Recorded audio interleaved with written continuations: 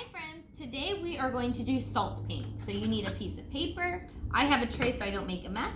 We need salt, some glue, and paint. You can use watercolors, you can use liquid colors, or just regular paint. So first, you're gonna get a piece of paper. I'm gonna do yellow first.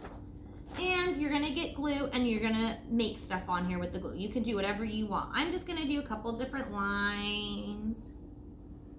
It doesn't even have to be anything. You can draw a house, you can draw a person, you can draw whatever you want. But you're just gonna make some lines with the glue. And then when you're done, you're gonna get this salt and you're gonna sprinkle the salt over it. My lid's a little broken, so let's see how this works. And you're gonna sprinkle the salt over the glue like this. That's why I used a tray, so I didn't make a big mess. See how there's big piles of salt everywhere? I am going to move the salt so it goes all over the glue like this. See?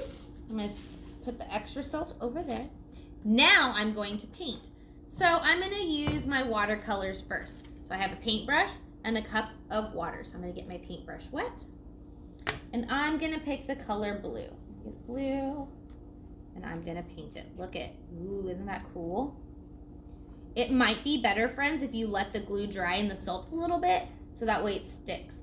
Teacher Nikki didn't do that, so it's a little hard. So if you're gonna do this at home, I would wait till this dries and then paint it like this, or just barely touch it.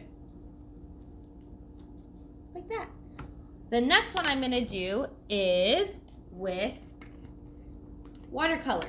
So I'm gonna get my little, it's called an eyedropper. And I'm gonna squeeze it in here and then let go to get some color. That's a lot of purple. So I'm gonna squeeze some out. And then I'm gonna drop it where I want it to go. Ooh, look how it's spreading. It's kind of like the rainbow that we did yesterday, remember? Or last week, remember?